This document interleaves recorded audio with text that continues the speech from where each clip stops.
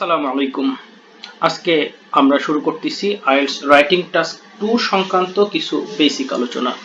এখানে যেহেতু কিছু বেসিক আলোচনা দিব, সেক্ষেত্রে আমরা দেখব প্রথমে হচ্ছে রাইটিং টাস্ক 2। আমার পরিচয় আপনারা মোটামুটি সবাই জানেন, আমার অন্যান্য ভিডিওগুলোতে দেখেছেন। আমি মোহাম্মদ রকুনুজ্জামান রয়েল, আমি একজন আইএলটিএস ট্রেনার, সিনিয়র ট্রেনার। আমার ওয়েবসাইট এখানে দেওয়া আছে, আপনারা আমার সম্পর্কে বিস্তারিত এখান থেকে দেখে নিতে পারেন। সো আজকে আমরা যেটা শুরু করতেছি সেটা হচ্ছে রাইটিং এবং রাইটিং এর টাস্ক 2। এবং আজকে আমাদের যে কাজগুলো হবে তার ফোকাসগুলো আমরা একটু দেখে নিই। প্রথমেই আছে হচ্ছে general overview of the test, যে টেস্টটা কিভাবে নেওয়া হয়, একই সাথে ক্যাটাগরি অফ কোশ্চেন্স, সাথে কমন টপিক ইউজড, যে আইএলটিএস এর পরীক্ষায় যে টপিকগুলো নিয়ে কোশ্চেনগুলো হয় টাস্ক 2 তে, সেগুলো কি কি ধরনের টপিক থেকে হয়, এবং রাইটিং এর একটা কমন প্যাটার্ন আমরা এখানে দেখব, যে রাইটিংটা সাধারণত কিভাবে প্রেজেন্ট করা হয়।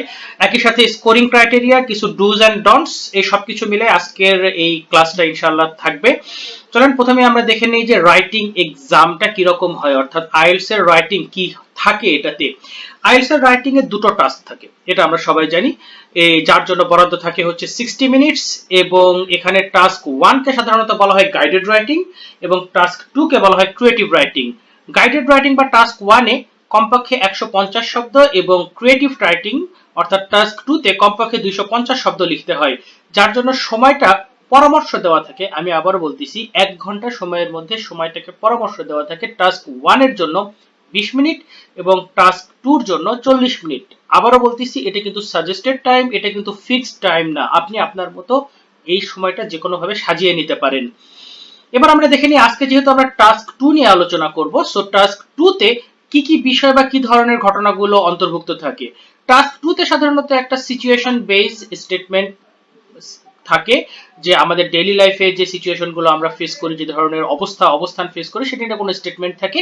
এই ধরনের একটা স্টেটমেন্ট বা একটা সিচুয়েশন উল্লেখ করা থাকে। এই সিচুয়েশনের উপর ভিত্তি করে বিভিন্ন ধরনের ইনস্ট্রাকশন বা কোশ্চেন দেওয়া থাকে, যে আপনি ওই সিচুয়েশনটাকে কিভাবে প্রেজেন্ট করবেন। টাস্ক 2 আবার বলতেছি, এটা ক্রিয়েটিভ রাইটিং, এখানে আপনার ক্রিয়েটিভিটি দেখানোর সম্পূর্ণ সুযোগ আছে, এবং ক্রিয়েটিভ রাইটিং হওয়ার কারণে টাস্ক 2 তে মার্কিং এর ক্ষেত্রে গুরুত্বটা একটু বেশি দেওয়া থাকে। চলুন এবার দেখে আসি যে টাস্ক 2 তে কি কি ক্যাটাগরির কোশ্চেন গুলো হয়। সাধারণত 5টা মেজর ক্যাটাগরির কোশ্চেন এখানে অন্তর্ভুক্ত থাকে, যার মধ্যে প্রথমেই থাকে হচ্ছে ডিসকাশন ক্যাটাগরির এসে, যেখানে আপনাকে discuss two views and give your opinion, অর্থাৎ discuss both views and give your opinion, এই ক্যাটাগরির কোশ্চেনটা উল্লেখ থাকে। আপনাকে উভয় দিকের ডিসকাশনটা দিতে হবে, অর্থাৎ যে টপিকগুলো দেওয়া থাকে সেই টপিকের বোথ সেক্টরটা এখানে উল্লেখ করা থাকে। বোথ সেক্টর বা বোথ পার্ট আপনাকে ডিসকাস করে তারপরে আপনাকে আপনার একটা অপিনিয়ন দিতে হবে। এর পাশাপাশি থাকে হচ্ছে অপিনিয়ন এসে, যেখানে আপনাকে to what extent do you agree or disagree এই ধরনের, অথবা do you agree with this statement এই ধরনের, অথবা do the advantages outweigh the disadvantages. খুব ভালো করে খেয়াল করেন কোশ্চেনের ক্যাটাগরিটা, do the advantages outweigh the disadvantages, এই ধরনের কোশ্চেনটা উল্লেখ করা থাকে। সো এটা কিন্তু অ্যাকচুয়ালি আপনার অপিনিয়ন দিচ্ছেন, সত্যিকার অর্থে কিন্তু আপনি এখানে অ্যাডভান্টেজ ডিসঅ্যাডভান্টেজ বর্ণনা করতেছেন না, বরং অ্যাডভান্টেজ ডিসঅ্যাডভান্টেজ ক্যাটাগরির রেসেটটা একটু ভিন্ন, যেখানে আপনাকে সরাসরি বলে দিবে যে আপনি এই বিষয়টার অ্যাডভান্টেজ এবং ডিসঅ্যাডভান্টেজেস গুলো কি কি দেখতেছেন। এখানে আপনার অপিনিয়ন চাবে না, what are the advantages and disadvantages of this situation বা অফ দিস অ্যাসপেক্ট, এটা কোন ধরনের, এটা সাধারণত অ্যাডভান্টেজ ডিসঅ্যাডভান্টেজ চাওয়া হয়, সেখানে আপনার অপিনিয়ন চাওয়া হয় না। এছাড়া আরেকটা ক্যাটাগরি আছে, যেটা হচ্ছে রিজন সলিউশন ইফেক্ট, অর্থাৎ বিভিন্ন কোন একটা প্রবলেম রেইজ করে আপনাকে সেটার রিজন সাথে সলিউশন, অথবা রিজনের সাথে ইফেক্ট, অথবা কোনো একটা কিছুর সলিউশন এবং ইফেক্ট এভাবেও চাওয়া হতে পারে। বিভিন্ন ভাবেই সাধারণত কোশ্চেনগুলো চাওয়া হয়। আর সর্বশেষে যে ক্যাটাগরিটা আছে সেটা হচ্ছে মিক্সড ক্যাটাগরি, যেখানে আপনার উপরের যে 4টা ক্যাটাগরি বলা আছে, এই 4টা ক্যাটাগরির যে কোনো স্টাইলে মিক্স হিসেবে আপনাকে কোশ্চেনগুলো করা থাকবে, এবং যে কোনো একটা ইস্যুতে এই 5টা ক্যাটাগরির যে কোনো ক্যাটাগরিতে কোশ্চেন করা সম্ভব। So understanding the pattern for proper presentation of the task is highly required. অর্থাৎ আপনাকে যে টপিকই দেওয়া থাকুক না কেন, একে তো আপনাকে টপিক বুঝতে হবে, দ্বিতীয়ত হচ্ছে টপিকের উপর আপনাকে কোন ধরনের কোশ্চেন করা হচ্ছে, কোন ধরনের ইনফরমেশন চাওয়া হচ্ছে, বা কোন স্টাইলে আপনাকে প্রেজেন্ট করতে বলা হচ্ছে, এটা আপনাকে অবশ্যই বুঝতে হবে। এবার আমরা একটু দেখে নেই যে কি কি সাবজেক্ট ম্যাটার বা কি কি টপিক সাধারণত কভার করা হয়। Generally on the basis of statement, এখনো পর্যন্ত যেটা দেখা গেছে যে 22টা জেনারেল ক্যাটাগরি এখানে আছে। ক্যাটাগরিগুলো এখানে একটা সংক্ষিপ্ত লিস্ট করা হয়েছে, আপনারা একটু দেখে নিতে পারেন। অন্যান্য যে ক্যাটাগরিগুলো সেগুলো সাধারণত এর আন্ডারে কোনো না কোনো ভাবে পড়ে যায়। তবে এই ক্যাটাগরিগুলো সাধারণত একেবারে যে স্ট্রেট ওয়েতে থাকে সেটা একটু কম, বেশিরভাগ ক্ষেত্রে সাধারণত ক্যাটাগরিগুলো মিক্সড ওয়েতে থাকে। যেমন ধরেন এখানে একটা ক্যাটাগরি আছে গভর্নমেন্ট, গভর্নমেন্টের সাথে দেখেন আরেকটা ক্যাটাগরি আছে এডুকেশন। এইখানকার গভর্নমেন্টের যে ক্যাটাগরিটা, গভর্নমেন্ট ক্যাটাগরিটা এডুকেশন ক্যাটাগরির সাথে মিক্স করে গভর্নমেন্ট এবং এডুকেশন মিলে একটা ক্যাটাগরি হতে পারে, গভর্নমেন্টের সাথে ফুড মিলে একটা ক্যাটাগরি হতে পারে, টেকনোলজির সাথে গভর্নমেন্টকে মিশে একটা ক্যাটাগরি হতে পারে। এখানে দেখেন স্পেস এক্সপ্লোরেশন একটা ক্যাটাগরি আছে, থার্ড কলামের সেকেন্ডটা। স্পেস এক্সপ্লোরেশন যে ক্যাটাগরিটা আছে, স্পেস এক্সপ্লোরেশনের সাথে সাধারণত গভর্নমেন্ট জড়িত থাকে, আবার স্পেস এক্সপ্লোরেশনের সময় অনেক সময় বিজনেস জড়িত থাকে। সো স্পেস এক্সপ্লোরেশনের সাথে গভর্নমেন্ট বা স্পেস এক্সপ্লোরেশনের সাথে বিজনেস, এটাকে জড়ায় বিভিন্ন স্টাইলে কোশ্চেন গুলো হতে পারে। সো আপনাকে এই কম্বিনেশনটার দিকেও বেশ ভালোভাবে নজর রাখতে হবে। কম্বিনেশনটার পরে একটু দেখে নেই যে আমাদের এই কম্বিনেশন বা প্যাটার্ন যে ক্যাটাগরি গুলো আছে সেই ক্যাটাগরি এবং কম্বিনেশন অনুযায়ী আমাদের রাইটিং এর প্যাটার্নটা কি রকম হলে ভালো হয়। প্যাটার্ন অফ রাইটিং অর্থাৎ presentation of your writing. Task 2 তে একটু খেয়াল রাখবেন যে সকল রাইটিং আপনার টাস্ক 2 এর ক্ষেত্রে, আমি আবারও বলতেছি এটা টাস্ক 2 এর ক্ষেত্রে বিশেষভাবে উল্লেখ্য যে আপনার সকল রাইটিং এ ইন্ট্রোডাকশন এবং কনক্লুশন বাধ্যতামূলকভাবে থাকতে হবে। ইন্ট্রোডাকশন এবং কনক্লুশন সহ টোটাল নাম্বার অফ প্যারাগ্রাফস সর্বনিম্ন 4 সর্বোচ্চ 6 হলে ভালো হয়। বিভিন্ন জন বিভিন্ন ধরনের পরামর্শ দেয়, তবে 4 এর কম প্যারাগ্রাফ হলে সেটা সাধারণত পড়তে সমস্যা হয়, বিশেষ করে আপনি আইডিয়াগুলো সেগ্রিগেট করতে পারছেন কিনা এটা বুঝতে সমস্যা হয়। 6 এর বেশি প্যারাগ্রাফ হলে সেটা একটু দেখতে ক্লামজি হয়ে যায়, একটু কেমন মানে বিদঘুটে ক্যাটাগরির হয় যে এত কিছু লিখে ফেলছে, আই মিন আসলে মূলত কিছুই লেখার থাকে না। আর 6 এর বেশি প্যারাগ্রাফ হয়ে গেলে সেক্ষেত্রে আপনার টাইম লিমিট এবং ওয়ার্ড লিমিটের ক্ষেত্রে একটু ঝামেলা হইতে পারে। সো সাধারণত কোশ্চেন প্যাটার্নের উপর ভিত্তি করে, অর্থাৎ আপনার কোশ্চেনে কি ধরনের তথ্য চাওয়া আছে তার উপর ভিত্তি করে প্যারাগ্রাফের সংখ্যাটা নির্ধারিত হওয়াটা ভালো। অর্থাৎ কোশ্চেনের ক্যাটাগরিতে যদি অ্যাডভান্টেজ ডিসঅ্যাডভান্টেজ চেয়ে থাকে তাহলে ইন্ট্রোডাকশন কনক্লুশন একটা প্যারাতে অ্যাডভান্টেজ একটা প্যারাতে ডিসঅ্যাডভান্টেজ উল্লেখ করতে পারেন, কিংবা অ্যাগ্রি ডিসঅ্যাগ্রি যদি চাওয়া হয় তাহলে ইন্ট্রোডাকশন কনক্লুশনের পাশাপাশি একটা প্যারাতে এগ্রিমেন্ট একটা প্যারাতে ডিসএগ্রিমেন্ট এভাবে উল্লেখ করতে পারেন। আবার যদি মিক্সড ক্যাটাগরির কোশ্চেন হয় সেক্ষেত্রে সাধারণত অ্যাডভান্টেজ ডিসঅ্যাডভান্টেজের সাথে কোনো একটা মিক্সড ক্যাটাগরির কোশ্চেন থাকে, স্ট্রেট কোশ্চেন থাকে, সেক্ষেত্রে অ্যাডভান্টেজ এবং ডিসঅ্যাডভান্টেজ দুই প্যারাতে সাথে মিক্সড ক্যাটাগরির আই মিন স্ট্রেট কোশ্চেনের জন্য একটা আলাদা প্যারা অর্থাৎ 3টা প্যারা, সাথে ইন্ট্রোডাকশন এবং কনক্লুশন, টোটাল 5টা প্যারা হতে পারে। কিন্তু আপনার প্রতিটা প্যারাতে অবশ্যই logical placement of the arguments হবে। প্রত্যেকটা প্যারা, প্রত্যেকটা প্যারাগ্রাফ একটা নির্দিষ্ট টপিক কভার করবে এবং ওই টপিকের আন্ডারে ডিফারেন্ট এবং ভেরিয়াস আর্গুমেন্ট কভার করতে পারে। ডিফারেন্ট ইস্যুস একটা ডিফারেন্ট লজিক একটা কনসেপ্টের আন্ডারে দিতে পারে। এগ্রিমেন্ট একটা কনসেপ্ট, তার আন্ডারে আমি বিভিন্ন ধরনের লজিক প্লেস করতে পারি। আচ্ছা, এই ধরনের বিষয়গুলো একটা। আরেকটা বিষয় হচ্ছে আপনার রাইটিং এ অবশ্যই এক্সাম্পল থাকতে হবে। আপনারা যদি খেয়াল করেন টাস্ক 2 তে যে কোশ্চেনটা চাওয়া হয় সেখানে কিন্তু এক্সাম্পলকে বাধ্যতামূলক করা হয় যে including example from your own knowledge or experience. So example একটা জরুরি। ইন্ট্রোডাকশনের ক্ষেত্রে অবশ্যই মাথায় রাখতে হবে যে আপনি কি লিখতে যাচ্ছেন সেই তথ্যটা যেন ওভারভিউ আকারে পুরোটা থাকে। আপনার এসের কন্টেন্ট যা থাকবে সেটা সংক্রান্ত যেন একটা ওভারভিউ ইন্ট্রোডাকশনে পাওয়া যায়। এবং কনক্লুশনের ক্ষেত্রে মাথায় রাখতে হবে যে আপনি যা লিখে আসছেন সেই সংক্রান্ত বিষয়ে আপনার ক্লিয়ার একটা কনসেপ্ট অথবা কোশ্চেনে যা রিকোয়ারমেন্ট চাওয়া হয়েছে সেই কোশ্চেন রিকোয়ারমেন্টের একটা ফুল জাস্টিফিকেশন যেন ওখানে থাকে। যদি আপনার অপিনিয়ন চেয়ে থাকে তাহলে আপনার অপিনিয়নটা কনক্লুশনে ডেফিনেটলি থাকতে হবে পরিষ্কারভাবে, যে আপনি কোন কনক্লুশনটা দিচ্ছেন, কোন অপিনিয়নটা দিচ্ছেন। এটা আপনি ইন্ট্রোডাকশনে ইনক্লুড করতে পারেন, না করলেও সমস্যা হবে না, কিন্তু কনক্লুশনে এই তথ্যটা থাকতে হবে।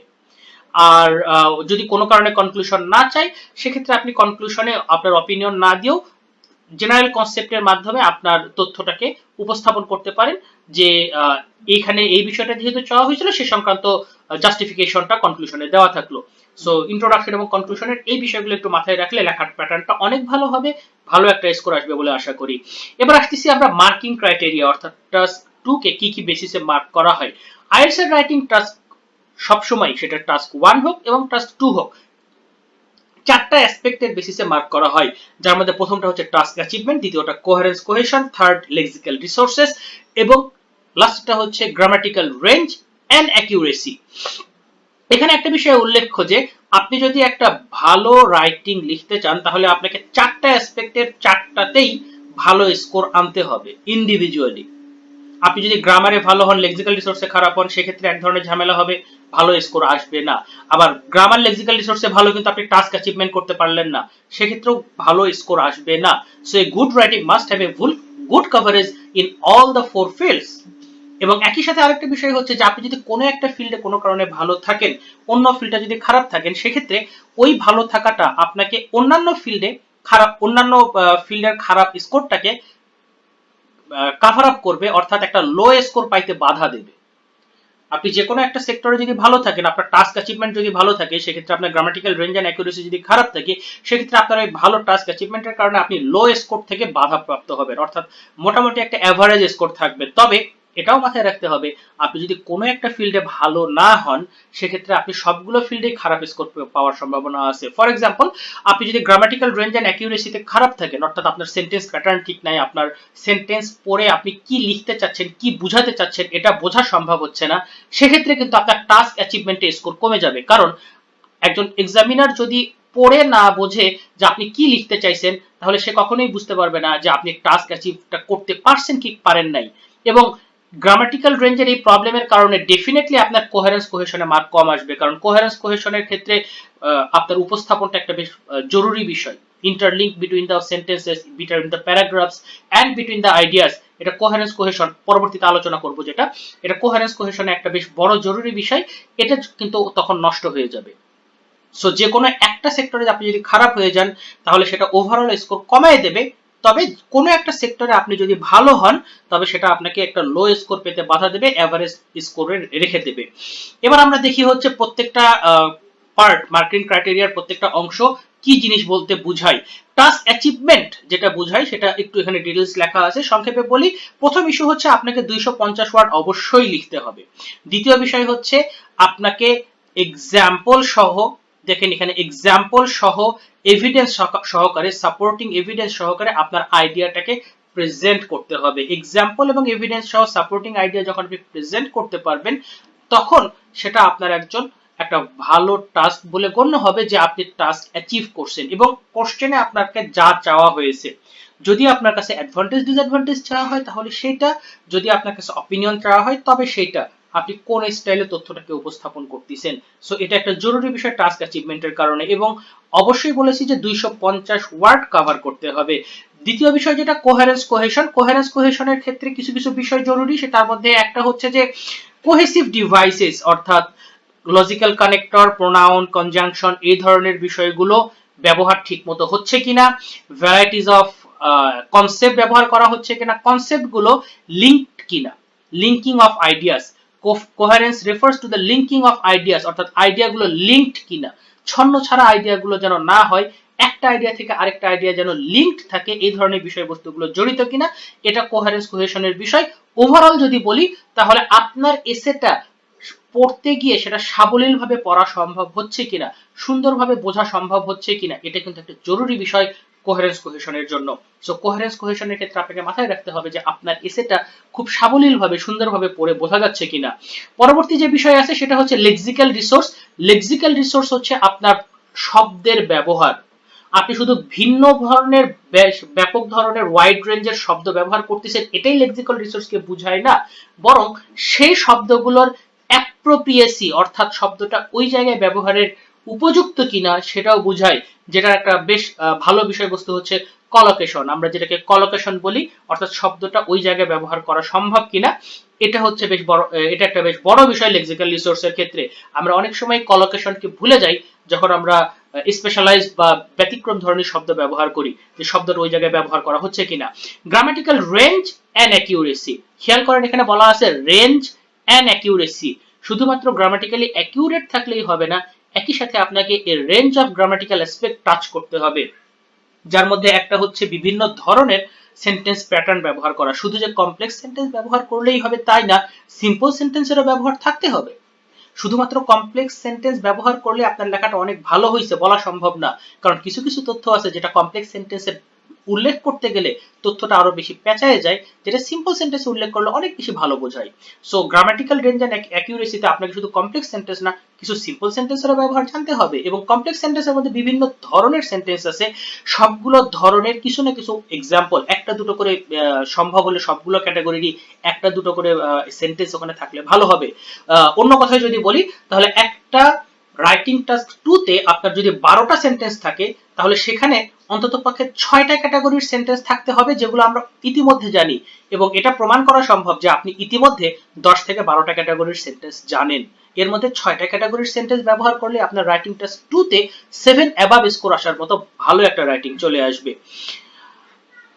এক্ষেত্রে আরো একটু কিছু লিঙ্কড ইনফরমেশন জানাই, সেটা হচ্ছে যে একটু আগে বলে আসছি কোহেরেন্স কোহেশনে কোহেসিভ ডিভাইসেস অর্থাৎ কানেক্টিভ ওয়ার্ডস এর ব্যবহার আছে। কানেক্টিভ ওয়ার্ডস আপনি যখন কোহেরেন্স কোহেশনে ব্যবহার করবেন, সেটা কিন্তু আপনার লেক্সিক্যাল রিসোর্সকেও হিট করবে, কারণ আপনি ওখানে কিছু ওয়ার্ড ব্যবহার করছেন, ডিফারেন্ট ওয়ার্ড, সিনোনিমাস ওয়ার্ড ইত্যাদি ব্যবহার করছেন, যার কারণে ওটা আপনার লেক্সিক্যাল রিসোর্সকে হাই করবে। এবং লেক্সিক্যাল রিসোর্স যখন এইদিকে হাই হবে কানেক্টিভ ওয়ার্ডস এর দিকে, তখন আপনার কোহেরেন্স কোহেশনটা ভালো হয়ে যাবে। আবার অন্যদিকে গ্রামাটিক্যালি কারেক্ট সেন্টেন্স যদি আপনার না হয়, যেটা আমি প্রথমে বলে আসছিলাম, সেক্ষেত্রে আপনি কিন্তু একটা ওয়েল টিউনড এসে কম্পোজিশন আনতে পারবেন না। অর্থাৎ গ্রামাটিক্যাল স্ট্রাকচার, সেন্টেন্স স্ট্রাকচার যদি আপনার ভালো মতো না থাকে, তাহলে কিন্তু আপনার এসেটা পড়ে কোনো একজন রিডার স্যাটিসফাইড ফিলিংস পাবে না। স্যাটিসফাইড ফিলিংস যদি না পায়, তাহলে সেটা একটা ভালো এসে, সেটাতে কোহেরেন্স কোহেশনটা ভালো আছে, অর্থাৎ এসের ফ্লোটা ভালো আছে, এটা বলা সম্ভব হবে না। আইডিয়াগুলো লিঙ্ক, এটা বলা সম্ভব হবে না। সো যে কোনো একটা সেক্টরে খারাপ হলে অন্য সেক্টরেও মার্কটা কমে যাওয়ার সম্ভাবনা থাকে, এই জন্য আপনার সবকটা সেক্টর একটু ভালো মতো চেক করতে হবে। এবার আসেন চলেন কিছু স্যাম্পল কোশ্চেন দেখে ফেলি। যেমন ধরেন যে প্রথমটা হচ্ছে একটি অ্যাগ্রি ডিসঅ্যাগ্রি কোশ্চেন, যেখানে বলা আছে some people believe that restoration of old buildings cost too much, we should demolish them and build new ones instead, to what extent do you agree or disagree? Opinion essay আপনাকে agri অথবা disagree করতেছেন কিনা এই অপিনিয়নটা সরাসরি দিতে হবে। দ্বিতীয় question হচ্ছে celebrities can earn more money than politicians, এখানে দেখেন রিজন এবং ইফেক্ট চাওয়া আছে। What are the reasons for this and is this a positive or negative development? এটা পজিটিভ এবং নেগেটিভ ডেভেলপমেন্ট কিনা, এটা ভালো বা খারাপ বিষয় কিনা সমাজের জন্য, অর্থাৎ ইফেক্ট, রিজন এন্ড ইফেক্ট। পরবর্তীতে যেটা দেখা আছে সেটা দেখেন discuss both views and give your opinion, discussion category রয়েছে। প্রথম কোশ্চেন এবং তৃতীয় কোশ্চেনের মধ্যে যে ডিফারেন্সটা আছে সেটা হচ্ছে যে অনেকের মতেই প্রথম কোশ্চেনে আপনি শুধুমাত্র এগ্রি অথবা শুধুমাত্র ডিসঅ্যাগ্রি নিয়ে আলোচনা করলে আপনার এসেটা কভার আপ করবে। হ্যাঁ, সেটা সম্ভব, শুধুমাত্র এগ্রি বা শুধুমাত্র ডিসঅ্যাগ্রি নিয়ে আলোচনা করলেও আপনার প্রথম এসেটা পুরোপুরি লিখে ফেলা সম্ভব। কিন্তু তৃতীয় এসের ক্ষেত্রে, অর্থাৎ যেখানে ডিসকাস বোথ ভিউজ, সেখানে অবশ্যই আপনাকে উভয় পক্ষ আলোচনা করতে হবে। এবং ডিসকাস বোথ ভিউজ ক্যাটাগরির এসেটা বর্তমান সময়ে অনেক বেশি আসতেছে, এই বিষয়ে একটু লক্ষ্য রাখবেন। আরেকটা বিষয় যেটা, সেটা পরবর্তী কোশ্চেন, যে what are the advantages and disadvantages of this, what kind of job should have a work uniform. খেয়াল করেন কোশ্চেনটা হচ্ছে many organisations companies ask their staffs to wear a uniform. Uniform নিয়ে পড়া নিয়ে কথা বলা আছে এবং সেটার অ্যাডভান্টেজ ডিসঅ্যাডভান্টেজ চাওয়া আছে। একই সাথে কোন ধরনের জবে ইউনিফর্মটা জরুরি সেটা বলা আছে। সো আমি যদি সংক্ষেপে আসি, তাহলে দ্বিতীয় কোশ্চেনটা না থাকলে, অর্থাৎ what kind of job should have a work uniform, এই কোশ্চেনটা না থাকলে এটা একটা অ্যাডভান্টেজ ডিসঅ্যাডভান্টেজ করার ক্যাটাগরির ইস্যু হতো। কিন্তু পরবর্তী একটা ডিরেক্ট কোশ্চেন থাকার কারণে এই কোশ্চেনটা হয়ে গেছে একটা মিক্সড প্যাটার্নের কোশ্চেন। আবার অ্যাডভান্টেজ ডিসঅ্যাডভান্টেজ অংশটা না থাকলে, শুধুমাত্র পরের কোশ্চেনটা থাকলে এটা একটা ডিরেক্ট ক্যাটাগরির কোশ্চেন হতো। তখন কোন ধরনের জব ওয়ার্ক ইউনিফর্ম থাকবে সেটা তার কারণ সহ ব্যাখ্যা করতে হতো, তখন সেটা ডিরেক্ট কোশ্চেন ক্যাটাগরিতে পড়ে যেত। সো একটা টপিককে বিভিন্ন ধরনের কোশ্চেন দিয়ে রিপ্রেজেন্ট করা যায়। এবার চলেন আমরা কিছু জেনারেল ইনস্ট্রাকশন দেখে নেই। একটা রাইটিং টাস্ক 2 তে সকল কোশ্চেনের জন্য আমরা যে জেনারেল ইনস্ট্রাকশনটা পেয়ে থাকি সেটা হচ্ছে give reasons for your answer and include any relevant example from your own knowledge and experience. খেয়াল করে দেখেন কথাটার ভিতর কিছু ছোট ছোট ইনস্ট্রাকশন আপনার জন্য দেওয়া আছে। সেই ছোট ছোট ইনস্ট্রাকশন বা অ্যাসপেক্ট গুলো কি আমাদের জন্য? Number 1, reasons must be included, অর্থাৎ আপনি যা সাপোর্ট করবেন, এগ্রিমেন্ট করেন, ডিসএগ্রিমেন্ট করেন, অ্যাডভান্টেজ দেন, ডিসঅ্যাডভান্টেজ দেন, রিজনস দেন, সলিউশন দেন, ইফেক্ট দেন, সেটা অবশ্যই কোনো না কোনো রিজন দিয়ে আপনাকে সাপোর্ট করতে হবে। So reasons must be included. Second issue, include any relevant example, that means example must be included. আপনি যাই দেন না কেন অবশ্যই কমপক্ষে একটা এক্সাম্পল হলেও আপনাকে দিতে হবে। আপনি যে কয়টা পয়েন্ট ইনক্লুড করবেন, রিজনস যতগুলো দিবেন সেই রিজনস এর প্রেক্ষিতে কমপক্ষে একটা এক্সাম্পল আপনাকে প্লেস করতে হবে। সবচেয়ে ভালো হয় সেটা যদি প্র্যাকটিক্যাল এক্সপেরিয়েন্স হয়, এবং আপনার নিজের এক্সপিরিয়েন্স হলে তো সেটা তো আরো ভালো। আপনার নিজের, আপনার ফ্যামিলির, আপনার ফ্রেন্ডের, আপনার সারাউন্ডিংস এর, আপনার সোসাইটি, আপনার এনভায়রনমেন্ট, যে কোনো আপনার চারপাশ থেকে এক্সাম্পলটা আসলে সবচেয়ে ভালো হয়। লেখা আছে দেখেন, from your own knowledge and experience, আপনার নিজস্ব মতামত, সেই হিসেবে কোটিং, অন্যের বক্তব্যকে তুলে ধরা, কোট করা, এটা আইএলটিএস এ অ্যাকসেপ্টেড না। একই সাথে প্রভার্ব অর্থাৎ প্রবাদ প্রবচন, for example education is the backbone of the nation, education is the backbone of a country, এই ধরনের প্রবাদ, কমন সেইং যেটাকে বলা হয়, এই কমন সেইং বা প্রবাদগুলোকে আইএলটিএস এর রাইটিং এ অ্যাভয়েড করবেন। সো এটা একটা বেশ জরুরি বিষয়, কারণ আপনাকে পুরো এসেটা লিখতে বলা হয়েছে আপনার নিজের ভাষায়, একাডেমিক টোনে। মার্কিং ক্রাইটেরিয়াতে আমাদের এই ইনফরমেশনটা যেটা বলা আছে সেটা হচ্ছে একাডেমিক টোন থাকতে হবে। আইএলটিএস এর রাইটিং এ একটা একাডেমিক টোন থাকতে হবে, এটা মাথায় রাখবেন যে আপনার একাডেমিক টোনের আওতায় অবশ্যই এখানে আপনার নিজস্ব বক্তব্য থাকবে। আপনি যদি কোনো ধরনের প্রভাব বা প্রবাদ প্রবচন ব্যবহার করতে চান, তবে সেটাকে আপনার নিজের ভাষায় ঘুরিয়ে লিখবেন, যেটাকে অন্য কথায় প্যারাফ্রেজিং বলা হয়।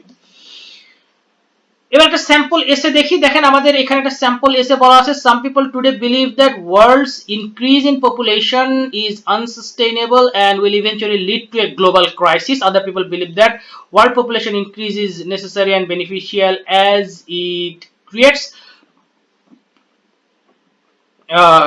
of the world's economy and society. So discuss both views and give your opinion. এখন এই discuss both views এবং give your opinion এর ক্ষেত্রে এখানে ছোট একটা এসে লেখা আছে, যেখানে আমি এসের ইন্ট্রোডাকশনটা একটু পড়তেছি। দেখুন একটু লেখা আছে, the population in the world is ever growing, the population in the world is ever growing, একটা জেনারেল স্টেটমেন্ট টপিকটার উপরে। Some people believe that this increase has created an unsustainable situation and it will lead to a global crisis. প্রথম সেন্টেন্সটাকে paraphrase করে বলা আছে, others believe that the only through an increasing population can the world's economy and society develop. দ্বিতীয় সেন্টেন্সটাকে paraphrasing করে বলা আছে। So কনসেপ্টটা কিন্তু পেয়ে গেছি যে আমার পরবর্তী অংশটাতে এই দুটো নিয়ে আলোচনা করা হচ্ছে, এবং এর প্রেক্ষিতে ওয়ার্ল্ড পপুলেশনের ইনক্রিজের পক্ষে এবং ইকোনমির ডেভেলপমেন্টের পক্ষে দুটো প্যারা দেওয়া আছে, এবং ফাইনালি একটা কনক্লুশনে পুরোটা দেওয়া আছে। সো এইভাবে একটা এসে লেখা সম্ভব। সো পরবর্তীতে আপনারা পিডিএফ থেকে এই এসেটা দেখে নিতে পারবেন, আমি পিডিএফটা প্রোভাইড করে দেব। আমরা সামনে এগিয়ে যাই, একটু দেখতেছি জেনারেল কিছু ইনস্ট্রাকশনের ব্যাপারে। জেনারেল ইনস্ট্রাকশন যেগুলো আছে তার মধ্যে প্রথমেই কথা হচ্ছে যে আপনি রাইটিং এর ক্ষেত্রে, রাইটিং অ্যান্সারিং এর ক্ষেত্রে আপনি পেন অথবা পেন্সিল ব্যবহার করে লেখা লিখতে পারেন। যে কোনো একটা ব্যবহার করবেন, কখনোই একসাথে দুইটা না। যদি আপনি পেন ব্যবহার করেন তাহলে পুরো রাইটিংটা পেনে, যদি পেন্সিল ব্যবহার করেন তাহলে পুরো রাইটিং টাচ কন্ট্রাস্ট পুরোটা পেনে পেন্সিলে ব্যবহার করবেন, যে কোনো একটা, অবশ্যই দুটোর মিক্সড না। এবং আরো একটা বিষয় আছে যে কোশ্চেন পেপারে আপনার প্রচুর পরিমাণ জায়গা থাকবে, সেখানে আপনি যে কোনো ধরনের রাফ ওয়ার্ক করতে পারেন, যে কোনো ধরনের নোট নিতে পারেন, কিন্তু কোশ্চেন পেপারে যা লিখবেন সেটা কখনোই মার্কিং এর জন্য বিবেচ্য বিষয় হবে না। উল্লেখ করে দেই, এখানে যতগুলো ইনস্ট্রাকশন দেওয়া আছে এগুলো বিভিন্ন ধরনের অফিসিয়াল ওয়েবসাইট থেকে, বিভিন্ন ধরনের কন্টেন্ট থেকে, ব্রিটিশ কাউন্সিল, আইডিপি এবং আইএলটিএস এর অফিসিয়াল ওয়েবসাইট ielts.org থেকে কালেক্ট করা, এবং এগুলো তাদের স্ট্যান্ডার্ড জেনারেল ইনস্ট্রাকশন। একটু মাথায় রাখবেন এগুলো কিন্তু আইএলটিএস এর জন্য standard general instruction for writing. আচ্ছা, third, analyze each task properly and spend some time making notes, অর্থাৎ যে কোনো লেখা লেখার আগে একটু ভালো মতো অ্যানালাইসিস করে কিছু নোট নিয়ে তারপরে লেখাটা লেখার চেষ্টা করবেন, এতে আপনার লেখাটা দ্রুত হবে এবং সহজ হবে। Put your answers, plan your answers and spend some time if necessary. আপনি যদি প্ল্যান করার জন্য কিছু সময় ব্যয় করেন তাহলে আপনার লেখাটা দ্রুত এবং সহজ হবে, সুন্দর হবে। Use paragraphs clearly, put one idea in each paragraph, যেটা একটু আগে বলতেছিলাম, প্রত্যেকটা প্যারাগ্রাফে একটা আইডিয়া প্রোভাইড করবেন এবং ওই আইডিয়ার সপক্ষে আপনি একাধিক রিজন প্রোভাইড করতে পারেন। আইডিয়া এবং রিজন দুটো কিন্তু ডিফারেন্ট জিনিস। I agree with the statement, this is an idea, but agree আমি why do I agree, these are reasons. So agreement একটা প্যারাগ্রাফে তার আন্ডারে যে রিজনস গুলো থাকবে সেগুলো হচ্ছে আপনার রিজনস গুলো একটা প্যারাগ্রাফ থাকতে পারে। So each paragraph should have one idea that is the best according to the general guidance of the official websites regarding IELTS. So keep to the topic, do not write about unrelated subjects. Okay, coherence cohesion এর জন্য বা task অ্যাচিভমেন্টের জন্য এটা খুব জরুরি বিষয়। Pay attention to spelling, grammar, punctuation. সবাই জানি যে আমার লেক্সিক্যাল রিসোর্স, গ্রামাটিক্যাল অ্যাসপেক্ট এগুলো বেশ জরুরি। Spend several minutes reading, I mean revise, অবশ্যই জরুরি। বাসায় প্র্যাকটিস করবেন নিয়মিতভাবে যেন আপনি নির্দিষ্ট সময় 1 ঘন্টার আগেই টাস্ক 1 এবং টাস্ক 2 শেষ করতে পারেন এবং রিভাইজ দেওয়ার জন্য আপনার হাতে কিছুটা সময় থাকে। সো এটা বেশ জরুরি বিষয়। পরবর্তী ইনস্ট্রাকশনগুলোর মধ্যে যেগুলো আছে, যেগুলো করা যাবে না, তার মধ্যে আছে do not repeat ideas using different word. আমাদের মধ্যে অনেকেরই অভ্যাস আছে যে একই কথাকে প্যারাফ্রেজিং করে ডিফারেন্ট স্টাইলে পরপর একাধিক পয়েন্ট তৈরি করা। এই ধরনের বিষয়গুলো অ্যাভয়েড করবেন। একটু নজর রাখবেন যে আপনি একই কথাকে বিভিন্ন জায়গায় বিভিন্ন সময়ে প্লেস করতেছেন কিনা।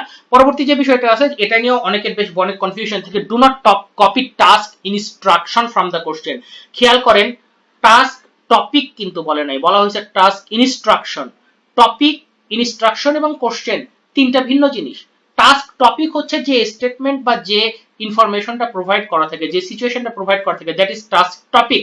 টাস্ক কোশ্চেন হচ্ছে, টাস্ক গাইডলাইন হচ্ছে যে কোশ্চেনটা করা থাকে, do you agree or disagree অথবা what are the advantages disadvantages, এটা হচ্ছে টাস্ক কোশ্চেন। আর টাস্ক ইনস্ট্রাকশনটা হচ্ছে include any relevant example, give reasons for your answer. This is the task instruction. You should write at least 250 words. অনেকেরই বদভ্যাস আছে এই ইনস্ট্রাকশনটাকে paraphrasing করে নিজের ভাষায় তুলে দেওয়া। ভাই, এটা সম্পূর্ণ নিষেধ। ইনস্ট্রাকশন আপনাকে লিখতে হবে না। ইনস্ট্রাকশন প্যারাফ্রেজ করলে প্রথমত ওটার নাম্বার অফ ওয়ার্ডস এর মধ্যে কাউন্ট হবে না, দ্বিতীয়ত ওটা আপনার জন্য খানিকটা নেগেটিভ মার্কিং ফেলবে, কারণ এক্সামিনারের উপর এটা নেগেটিভ ইমপ্রেশন ফেলায়। এবং আরো একটা বিষয় হচ্ছে, দেখেন টাস্ক 1 এর থেকে টাস্ক 2 এর মার্কিং এর গুরুত্বটা বেশি, যেটা একদম শুরুতে বলছিলাম। সো টাইমটা ওইভাবেই ম্যানেজ করবেন এবং নাম্বার অফ ওয়ার্ডস এর দিকে অবশ্যই নজর রাখবেন যে টাস্ক 1 এ আপনি কমপক্ষে 150, টাস্ক 2 তে কমপক্ষে 250 ওয়ার্ড লিখতেছেন কিনা, এটা অবশ্যই মাথায় রাখতে হবে। পরবর্তী যে বিষয় আছে সেটা হচ্ছে যে আপনাকে অবশ্যই ফুল এবং কমপ্লিট সেন্টেন্স, ইনকমপ্লিট সেন্টেন্স লিখবেন না। সাবজেক্ট ভার্ব অবশ্যই থাকতে হবে।